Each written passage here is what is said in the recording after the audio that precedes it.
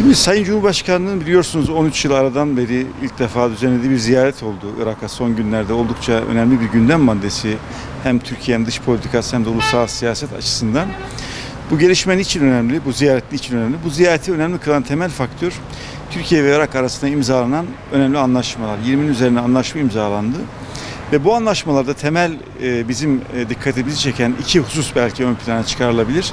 Bunlardan bir tanesi Türkiye ve Irak arasında ticareti ve kalkınmayı ön plana çıkaran Kalkınma Yolu projesi. İkincisi de muhtemel bir terörle mücadele konusunda iki ülkenin ortaklaşa işbirliği. Şimdi Kalkınma Yolu projesi niye önemli? Kalkınma Yolu projesi aslında bu yeni bir şey değil. Bu muhtemelen 120-130 yıllık, 150 yıllık geçmişi olan bir proje. 1880'li yıllarda Osmanlı İmparatorluğu ile Almanya İmparatorluğu arasında Berlin-Bağdat Demiryolu projesi planlanmıştı. Bu proje Berlin'den kalkan bir trenin kesintisiz bir şekilde İstanbul'dan geçerek işte Irak ve Suriye topraklarını kat ederek Basra Körfezi'ne ulaşması hedefleniyordu. Niçin o zaman çok önemli devrim niteliğinde bir projeydi, 100 yılın projesiydi. Bugün de bu proje hala 100 yılın projesi. Çünkü İngiltere bu dönemde donanması sayesinde hem Basra Körfezi'ne hem Hint Okyanusu hem de Akdeniz'e hakimdi ve Alman ticaret mallarının, ürünlerinin bölgeye ulaşmasını engelliyordu. Aynı zamanda Osmanlı İmparatorluğu'nun bölgedeki topraklarına asker sevkiyatını da engelliyordu. Nihayetinde 1914'e ulaşıldığında proje bitme aşamasındaydı. Çok yaklaşmıştı. Bu Amanos dağlarındaki tüneller deliniyordu o dönemde. Ve savaş çıktı. Proje tamamlanamadı.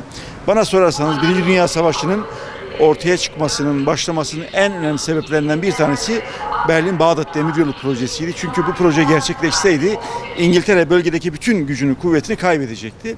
Nihayet tabii aradan çok zaman geçti, 100 yıl geçti. Bugün proje yeniden gündemde. Irak'ın toprak bütünlüğünü sağlayacak, güneyi ile kuzeyi arasında bir bağlantı kuracak, bir çivi işlevi görecek bir proje. Dolayısıyla Irak hem Basra Körfezi'ne ulaşacak malların Türkiye üzerinden, Irak ve Türkiye üzerinden Avrupa'ya ulaşmasını sağlayacak bir transit rota olmak istiyor.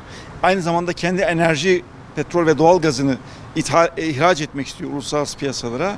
Toprak bütünlüğünü sağlamak istiyor.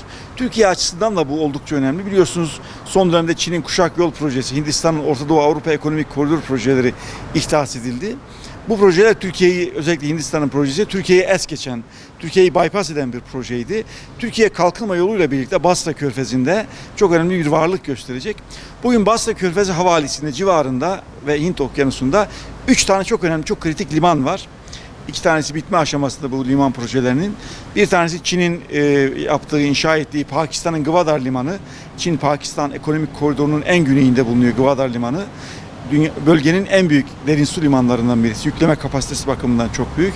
İkincisi Hindistan'ın öncülük ettiği İran'ın yine Hint Okyanusu'nun ağzında, daha doğrusu Basra Körfezi'nin Hint Okyanusu kıyısında bir liman, Çabahar Limanı. Bu liman da çok önemli bir liman. Şimdi Irak'ın inşa ettiği bu Fav Limanı ile büyük Fav Limanı ile birlikte Türkiye'de artık bölgede çok önemli bir aktör haline gelecek. İkinci mesele terörle mücadele oldukça önemli. Biliyorsunuz Türkiye 40 yılı aşkın bir süredir terörle mücadele ediyor. Türkiye açısından bölgenin istikrarsızlığı hem ekonomik bir zarar ama aynı zamanda güvenlikle ilgili ciddi bir zarar. Uzun zamandır Türkiye Cumhuriyeti Devleti güney sınırlarımızın ta Akdeniz'e kadar ulaşan bir terör koridoru olmasını arzu etmiyor. Bugün Irak hükümetiyle Türkiye arasında bir koordinasyon mümkün hale geldi. Çünkü Irak terör örgütünü yasaklı örgüt olarak tanıdı ve örgüte karşı bir askeri operasyona bence bu görüşmede yeşil ışık yakıldı. Belki Sayın Cumhurbaşkanı'nın olası bir Amerika ziyareti sonrasında bir aksiyon alınacaktır diye düşünüyorum.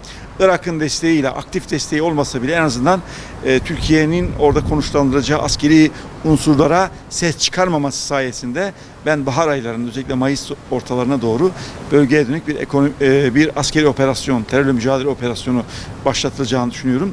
Bu operasyon aynı zamanda bölgedeki enerji hatlarının ve ekonomik koridorun güvenliğini sağlayacaktır. Irak'ın böyle bir kabiliyet ve kapasitesi yoktur. Kendi askeri unsurları bunu sağlayamaz. Çünkü Irak ordusu bölünmüş durumda. İran tarafından kontrol edilenler var. Kuzeydeki özerk yönetim tarafından kontrol edilen bölgeler var. Fakat Türkiye dinç bir askeri kuvvet olarak, güç olarak bölgedeki bir miktar derinliğe inerek Irak'ın orta bölgesine doğru askeri unsurlar konuşlandırarak kalkınma yolunun güvenliğini sağlayabilir diye düşünüyorum. Teşekkür ediyorum.